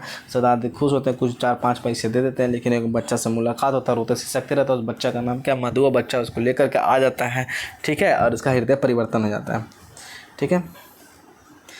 तो निम्नलिखित में से कौन सा कमलेश्वर की नाट्य कृति नहीं है। कमलेश्वर के द्वारा नाट्य कृति नहीं, तो कमलेश्वर के द्वारा दिल्ली में एक मौत तो है, तो नाट्य कृति नहीं है। तो कमलेश्वर का नाटक हमको पढ़ना नहीं है, नाटक तीनों को पढ़ना, भारत दुर्दशा, ध्रुव स्वामिनी, आधे अधूरे। तो इसमें जिंदा मुर्दे कमलेश्वर की नाट्य कृति नहीं, बाकी अधूरी आवाज़, हिंदोस्तां हमारा, रेत पर लिखे नाम कमलेश्वर की नाट्य कृति है, ठीक है। चलिए, यशपाल के द्वारा क्या लिखा गया आपके, अभिशप्त किसके द्वारा लिखा गया है, यशपाल के द्वारा। तो यशपाल कहानी में 5 वर्ष के बच्चे ने कैसे खून किया, गला दबाकर। 5 वर्ष के बच्चे ने अपने से जैसे ही छोटा भाई पैदा लिया उसको क्या करते हैं, गला दबा करके मार दिया जाता है, गला दबा करके मार देता है, ठीक है, याद रखना है। यशपाल कहानी में बच्चे ने किसका खून किया, अपने एक हमउम्र बच्चे का, अपने नवजात भाई का, अपने नवजात भाई को ही मार दिया। देखो यशपाल कहानी में क्या, उसका जैसे नवजात भाई आया तो उसको लगा, उसकी माँ तो बेचारी जैसे तैसे कमाती थी, बाहर चुनती उनती थी, वो बेचती थी, सेराना मिलता था। तो देखा कि मेरा छोटा भाई जब जन्म लिया तो अब क्या होगा, वो उसके हिस्से का भी खाना खाएगा, है ना, हिस्सेदारी, तो इसीलिए उसको गला दबा करके मार दिया, ठीक है। तो वही लेखक चर्चा करता है सेठ से कि कैसे मार सकता है कोई भी। यशपाल कहानी में ज्वाला अहिर, तो यशपाल कहानी में ज्वाला अहिर जो मार आती है, ठीक है, उसका नवजात बच्चा को उसका 5 साल का बेटे मार देता है। तो कौन सा कार्य करता था, तो झल्ली ढोने का काम। क्या करते थे, झल्ली ढोने का, है ना, झल्ली ढोने का काम करते थे। एक क्वेश्चन आया, कितना शेर कमा लेते थे, झल्ली ढोने का काम करते थे। अब देखो, झल्ली ढोने का काम करते हैं, दाल दलने का भी देते, ये भी आप मारता है, झल्ली ढोने और दाल दलने का। ज्वाला की पत्नी कौन सा कार्य करते थे, झल्ली ढोने भी वहाँ सही होगा, और दाल दलने, ये दोनों मार देना, ठीक है। रंजीत ने मिस पाल की अकस्मात भेंट कहा, तो रंजीत का मिस पाल रायसेन में हुआ, रायसेन में बस स्टैंड के पास हुआ, याद रखना है, ठीक है। कि किसने कबीर की भाषा को सदुखड़ी कहा। कबीर की जो भाषा सदुखड़ी थी, मतलब मिक्स थी, ठीक है, तो रामचंद्र शुक्ल ने कहा। सब भाषा का मीनिंग, सदुखड़ी मतलब साधुओं की भाषा थी, है ना, मिक्स था, रामचंद्र शुक्ल ने कहा। मलिक मोहम्मद जायसी किस काव्य धारा के कवि थे, तो मलिक मोहम्मद जायसी प्रेम मार्गी, प्रेम में डूबे रहते थे, मलिक मोहम्मद जायसी प्रेम मार्गी के, ठीक है, याद रखना है। आपको ये क्वेश्चन देखो, क्या थोड़ा सा घेरा लगा है, इसमें कुछ डाउट होगा।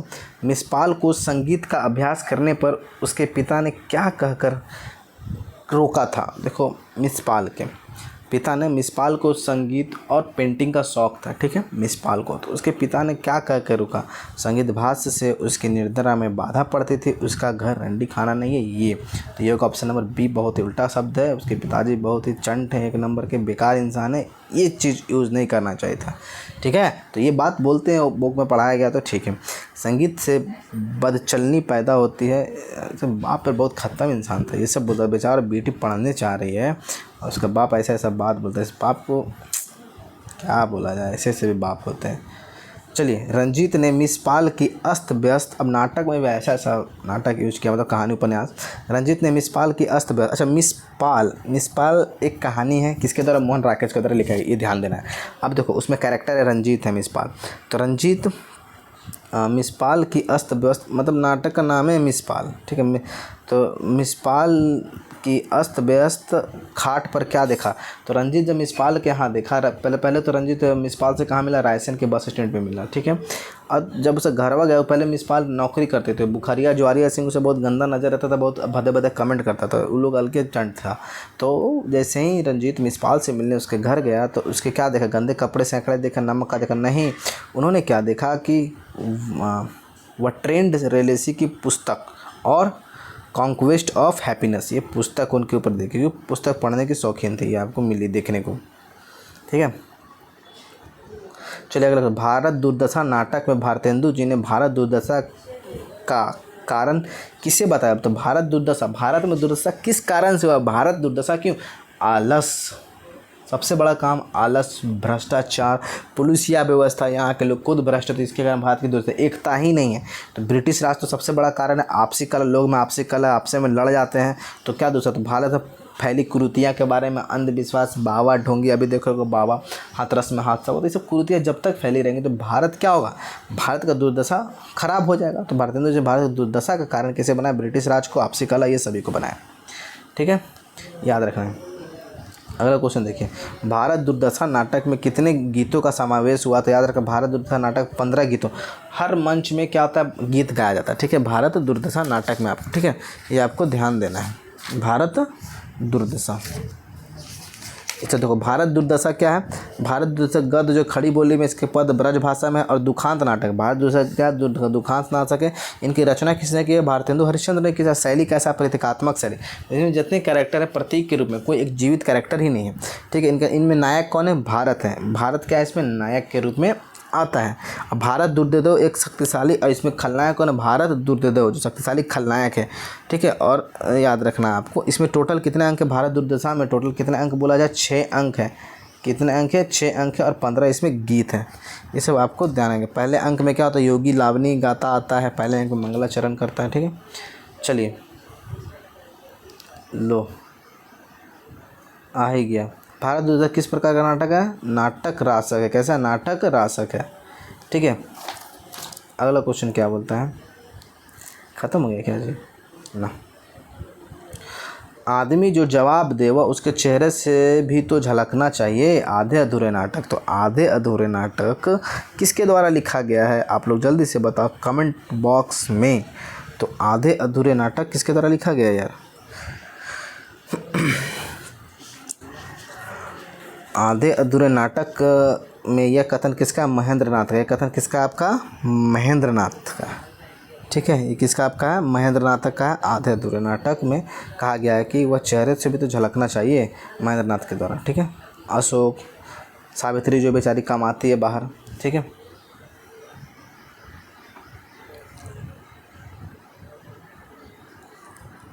आधे अधूरे मोहन राकेश के द्वारा रचित है। ठीक है, आधे अधूरे नाटक के संदर्भ में सही है, यह मध्य वर्गीय परिवार जीवन, देखो इसमें मिडिल क्लास का फैमिली है, उसमें बेचारे एक सावित्री रहती है, उसका पति कुछ काम करता नहीं है। ठीक है, और उसके जो पति के कुछ दोस्त होते हैं तो उसका सावित्री का संबंध बताया जाता है, कैसा ऐसा संबंध है, तो वो काम करती है, तो बोलते भाई काम करके भी दे रहे और तुम हम पे शक भी करता है, ऐसे ऐसे बात है, पढ़ना आप अच्छा लगेगा। तो आधे अधूरे नाटक के संदर्भ में क्या सही है, यह मध्यवर्गीय परिवार जीवन पर आधारित समस्या है, सही है। यह पूर्णता की तलाश का नाटक है, नाटक है। इस नाटक को मील का पत्थर भी कहा जाता है, ये भी सही है। रंगमंच की दृष्टि से आधे अधूरे नाटक को प्रयोगशाला नाटक कहा जाता है, ये सही है आपका। ठीक है, याद रखना आप। आधे अधूरे नाटक किसके द्वारा लिखा गया, मोहन राकेश के द्वारा तो लिखा गया। आधे अधूरे नाटक का पहला मंचन कहाँ हुआ, दिल्ली में हुआ, पहला मंचन दिल्ली में। और आधे अधूरे नाटक के लेखक कौन है, आपके मोहन राकेश है। आधे अधूरे नाटक, अब देखो ये बड़ा इंपॉर्टेंट, आधे अधूरे नाटक की समस्या है स्त्री पुरुष संबंध की त्रासदी, स्त्री और पुरुष के बीच संबंध कंप्लीट नहीं हो पाता है। परिवार विघटन की समस्या, ये भी सही है। व्यक्तित्व की अधूरापन, बेचारे अकेले औरत सावित्री कमाती है और उसी पे सब लोग डाउट करता है। ठीक है, उपयुक्त सभी खाना भी खिलाओ और ऐसा ऐसा झेलो भी, इस नाटक के अनुसार कहा गया है, मैं नहीं कह रहा हूँ। चलिए आगे बात करते हैं। यहाँ पे डॉक्टर नागेंद्र ने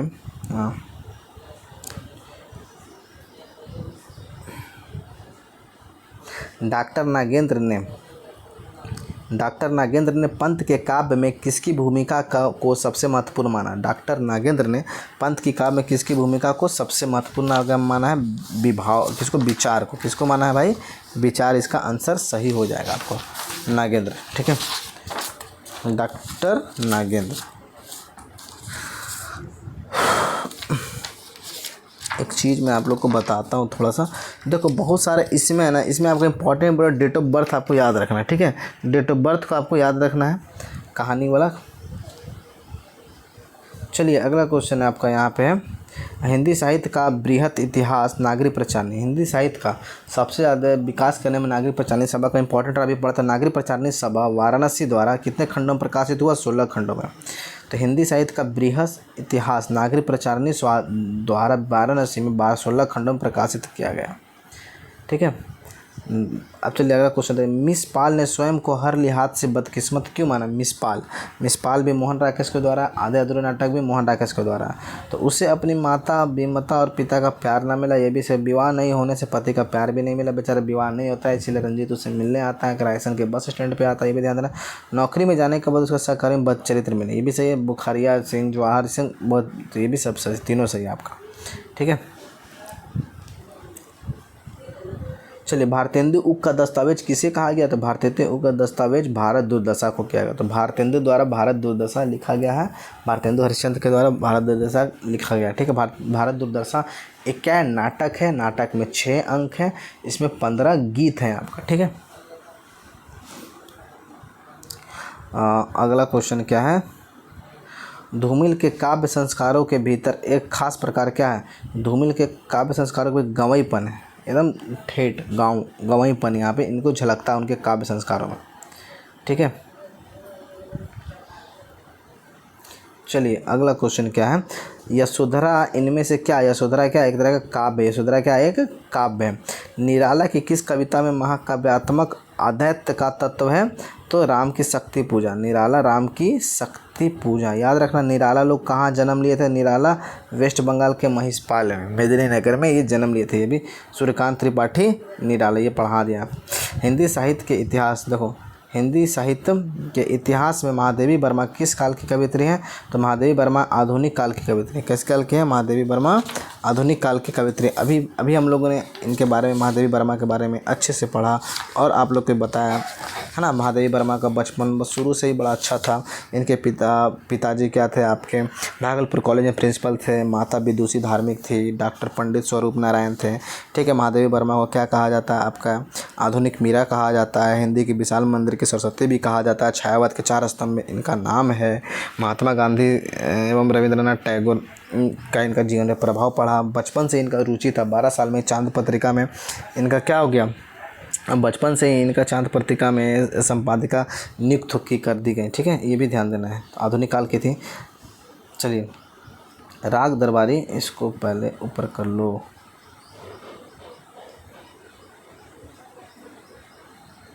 राग दरबारी उपन्यास के संदर्भ में सत्य है। कथा की शुरुआत रंगनाथ के शिवपालगंज आने से होती है। देखो राग दरबारी में क्या होता है? रंगनाथ है ना, रंगनाथ शिवपालगंज आता है और समाप्त के वहाँ पर वापस जाने से होता है, ठीक है। ग्रामीण इलाकों में फैली राजनीतिक यथार्थ को दिखता है, वहाँ की सभ्यता को समीक्षा करता है। स्वतंत्रता से मामा रहता है, कॉलेज रहता है, बहुत राजनीति चलती है, वो सारा कहानी है। तो ऑप्शन नंबर डी इसका सभी हो जाएगा, ठीक है। दिनकर राज्यसभा के सदस्य, दिनकर जी राज्यसभा के सदस्य कब मनोनीत हुए थे? 1952 ईस्वी में। कब मनोनीत थे? 1952 ईस्वी में राज्यसभा के सदस्य मनोनीत हुए थे। याद रखना आपको दिनकर के बारे में, ठीक है। रामधारी सिंह दिनकर का पूरा नाम क्या है? रामधारी सिंह दिनकर। इनके बारे में जब बात किया जाता है, इनका जन्म कब हुआ? दिनकर जी का जन्म कब हुआ? 1908 ईस्वी में हुआ। कहाँ पे हुआ? सिमरिया घाट, बेगूसराय, बिहार में। इनका मृत्यु कब हुआ? 24 अप्रैल 1974 में हुआ। कहाँ? मद्रास के तमिलनाडु में। इनका पिता का क्या नाम था? रवि सिंह था। माता का नाम क्या था? मनोरूप देवी। 2 साल में पिता का देहांत हो गया। प्रारंभिक शिक्षा गांव सिमरिया से हुई, ठीक है। इनका कमल का नाम क्या है? कलम नाम है दिनकर, याद रखना है। तो इनका भी बहुत इंपॉर्टेंट है, इसके बारे में पढ़ेंगे हम लोग। जैसे ये छायावादर कवि हैं, छायावाद के कवि हैं। इनको 52 से लेकर 54 3 बार राज्यसभा चाहिए। 52 से लेके आपको याद रखना है 64 तक, 1964 तक 3 बार राज्यसभा के सदस्य रहे हैं। और भारत सरकार के गृह मंत्रालय में हिंदी सलाहकार भी रहे 65 से 71 तक। ये बहुत इंपॉर्टेंट है। इनकी पहली कविता क्या थी? छात्र सदोहर। पहली कविता कौन थी? पहली कविता 1924 में छात्र सहोदर प्रकाशित हुई, छात्रों की भाई पत्रिका में, याद रखना है, ठीक है। चलिए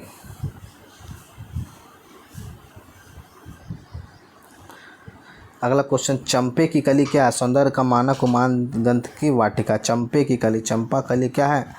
उद्यान गंध की वाटिका, याद रखना है, स्पेल मारता है, ठीक है। चलिए राग दरबारी उपन्यास के पात्रों के संदर्भ में सही कथन क्या है?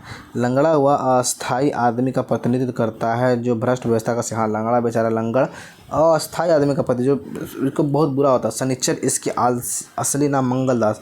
शनिचर को वो क्या करता है? प्रधान बनाता है मंगलदास। वह वैद्य जी का नौकर था। वैद्य जी का नौकर था जिसका क्या नाम था? शनिचर। और वैद्य जी के हर एक मीटिंग में हो जाता था। जोगनाथ अस्थाई गुंडा था, लगभग हमेशा नशे में धुत रहता था। ये सभी सही है।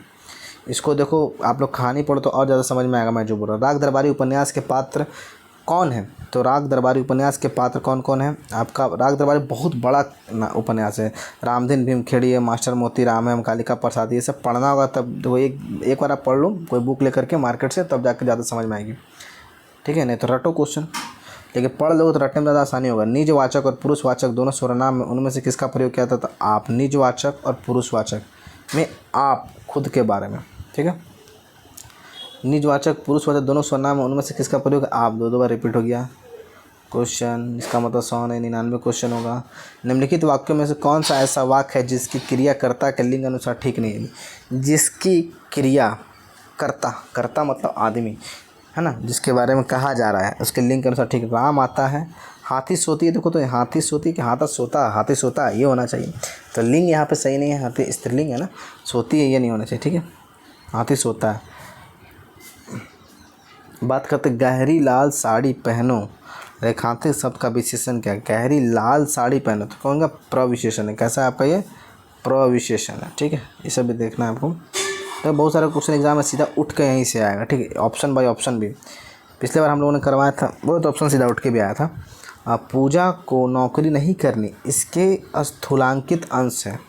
पूजा को नौकरी नहीं करनी तो कौन? कर्ता कारक। किसके बारे में पढ़ा गया? पूजा के बारे में क्या गया था? कर्ता कारक। ठीक है, पाप पुण्य में कौन सा समास? पाप पुण्य जिसको दोनों पद प्रधान हो उसको द्वंद्व समास बोलते हैं। जैसे बेटा बेटी, राजा रानी, तन मन है ना, पाप पुण्य द्वंद्व समास। अंडे का शहजादा का अर्थ है, अंडे का शहजादा मतलब अनुभवहीन, मतलब अभी अंडे से निकला ही नहीं है, इसलिए तो अंडे का शहजादा ये अंडे में रहा, तुमको बहुत चीज़ों का अनुभव नहीं है तो अंडे का शहजादा।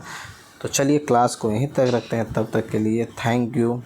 और आप लोग लाइक कर दो यार, ठीक है, चैनल को सब्सक्राइब कर दो। जब तक के लिए जय हिंद, धन्यवाद। अपना ख्याल रखो, मस्त रहो, स्वस्थ रहो।